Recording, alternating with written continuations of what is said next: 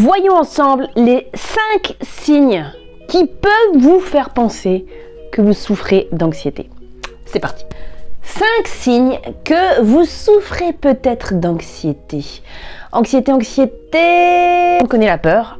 Tout le monde connaît ce sentiment de peur, qui est souvent la peur de quelque chose. Quelque chose d'imprévisible, ça peut être quelque chose de concret, ça peut être quelque chose d'imaginaire, peu importe, tout le monde connaît la peur. L'anxiété, à la différence de la peur, en fait, une peur irrationnelle qui ne vient pas de quelque chose. Peur qui n'est pas fondée sur un objet, on va dire, ou un sujet. Et en plus de ça, qui dure dans le temps. Ah ouais. D'ailleurs, à ce propos, quand cette anxiété devient handicapante dans le quotidien, ça se transforme en trouble de l'anxiété. Ou trouble anxieux. Trouble anxieux. Donc en fait, c'est comme si le cerveau avait, entre guillemets, un bug informatique, on va dire un message erroné qui fait que toute situation, qu'elle soit menaçante ou ordinaire, donne un signal d'alerte en disant non, c'est menaçant. Donc ça devient anxiogène. Après, l'anxiété, ça peut être une anxiété généralisée, ça peut être des attaques de panique, ça peut être des crises d'angoisse, ça peut être quelque chose qui dure tout le temps, mais on va dire de bas grade, c'est-à-dire un petit peu tout le temps, mais continue. Ou ça peut être voilà, une vie pas forcément très anxieuse, mais avec beaucoup d'attaques de panique à la moindre perturbation. Il faut savoir que l'anxiété a parmi ses causes un facteur héréditaire. Bah ouais. Peut être aussi quelque chose dans le passé, un événement, un choc qui a induit cette réponse automatique. Mais ça peut être beaucoup d'autres choses, ça peut être le manque d'activité physique, ça peut être une hygiène de vie qui ne correspond pas, ça peut être d'autres désordres mentaux qui viennent, on va dire, ajouter ça à la panoplie. Ça peut être le tabagisme et ça peut être aussi, on va dire, un état inflammatoire généralisé. Ça, je vous en parlerai dans une autre vidéo. Alors, parmi les symptômes qu'on retrouve sur l'anxiété, il va y avoir l'accélération du rythme cardiaque, les palpitations, ça va être des douleurs dans la poitrine avec une sensation d'étouffement, ça peut être des maux de tête, ça peut être aussi des nausées, des maux de ventre, pas mal au ventre, mais vraiment des crampes au niveau des intestins. Ça va être des désordres intestinaux, parce qu'il faut savoir qu'il y a une connexion entre le cerveau et les intestins qui fait que, bah voilà, quand t'as peur, t'as la strate. Ça va être aussi une transpiration excessive, des frissons, des tremblements, etc. Une fois que votre médecin a posé un diagnostic, voilà, il peut y avoir des psychothérapies, des thérapies, peu importe quel thérapeute, trouvez la thérapie qui vous fait du bien et qui vous fait avancer sur le chemin. Il peut y avoir un traitement médicamenteux donné par votre médecin traitant. Il peut y avoir aussi d'autres méthodes naturelles que je vais vous expliquer. Quoi qu'il en soit, ne laissez pas traîner ça, ça va vous bouffer de l'intérieur. Parmi les plantes qui peuvent vous soulager, ou du moins les méthodes naturelles qui vont pouvoir vous soulager contre l'anxiété, nous avons la passiflore, la valériane, la camomille, l'aubépine, la mélisse. Ces 5 plantes que vous pouvez faire en infusion, vous pouvez en trouver partout dans les herboristeries, dans les magasins bio, vous les avez en vrac, vous mettez dans des petites boules à thé, vous savez, ou même dans des sachets biodégradables, vous faites infuser ça quelques minutes et vous pouvez vous faire 3 à 4 tasses par jour. Vous verrez, ça a vraiment un petit effet décontractant qui est plutôt sympa, ça vous fait boire. Et ça a plein d'autres propriétés très bonnes.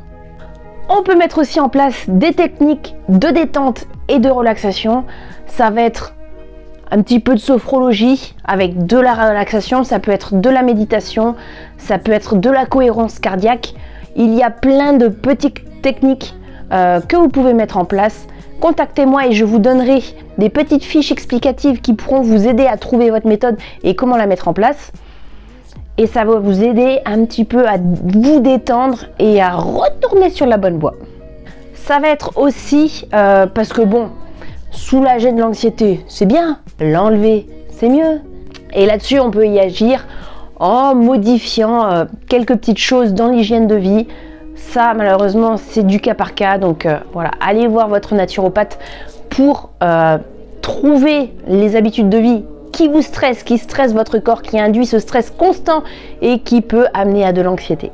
Donc voilà, ça va passer par une modification des habitudes alimentaires, une modification de l'hygiène de vie au quotidien. Ça peut être par une activité physique, ça peut être par plein de petites choses. Il y a plein de choses simples, naturelles, gratuites à mettre en place. Le déficit en oméga 3 aussi peut provoquer de l'anxiété. Donc dans certains cas, il va être bon de supplémenter. Et après, malheureusement, ça peut être aussi d'autres carences. Malheureusement, l'alimentation ne nous permet pas, même en mangeant des fois très bien, d'apporter tout ce dont on a besoin. Donc, il y a des corps qui peuvent être carencés, des organismes qui peuvent être carencés. Et voilà, c'est avec votre naturopathe que vous allez trouver où se situent les carences et ce qui peut être mis en place pour pallier à ça et revigorer ce corps, quoi. Une autre méthode, ça va être aussi de libérer les émotions qui alimentent constamment ce feu d'anxiété. Et ça, il va y avoir des thérapeutes, parler à votre médecin traitant. Il y a aussi la méthode de l'EFT, Emotional Freedom Technique, qui sont pratiquées par plusieurs thérapeutes, par pas mal de naturopathes d'ailleurs. Vous pouvez voir avec eux pour mettre ça en place. C'est des choses qu'on va pouvoir vous éduquer, que vous allez pouvoir mettre en pratique à la maison pour vous libérer des émotions négatives ou du moins des émotions qui vous bloquent. Quelques petites choses qui peuvent encore vous aider.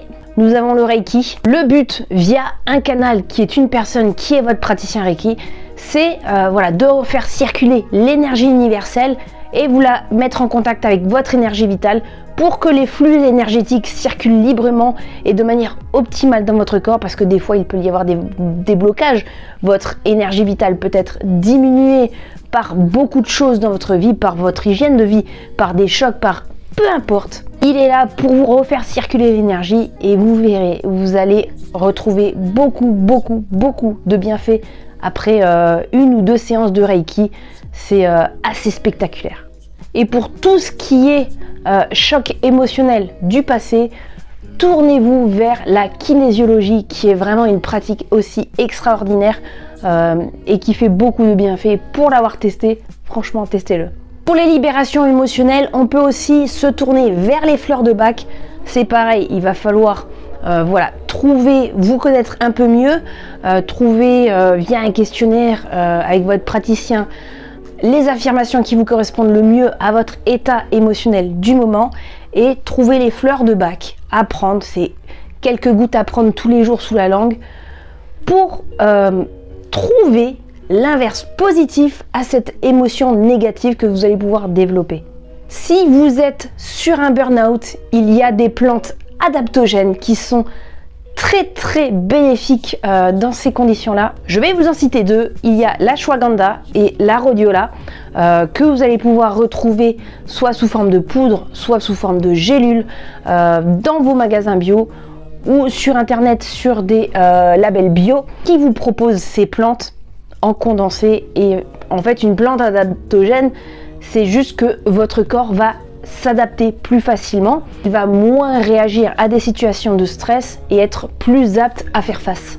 Parmi les huiles essentielles, on peut vous en citer quelques-unes. Il y a la lavande vraie, il y a le petit grain bigarade, il y a la marjolaine à coquille, il y a l'orange douce ou la camomille romaine qui peuvent être mises en diffusion. Alors attention, c'est par période de 15 minutes, pas plus, et vous le faites maximum 3 fois par jour. S'il y a des enfants, il ne faut pas qu'ils soient dans la pièce quand vous les diffusez. Les animaux, c'est pareil, il faut éviter. Sinon, vous pouvez les faire en massage. Vous mélangez 2 gouttes d'huile essentielle avec l'équivalent en huile végétale. Vous pouvez prendre une huile neutre, vous pouvez prendre une huile de macadamia. Et vous faites un massage au niveau du plexus solaire. Ça peut être sur les poignets avec une olfaction à chaque fois que vous sentez que ça vous prend. Pour ce qui est de la voie interne, attention, moi personnellement, je vous la déconseille. Il faut vraiment être très accompagné pour se lancer là-dedans. Voilà, je vous ai donné quelques conseils sur l'anxiété, sur ce qui peut être mis en place. Maintenant, à vous de jouer. Et je fais des gros poutous bien verts.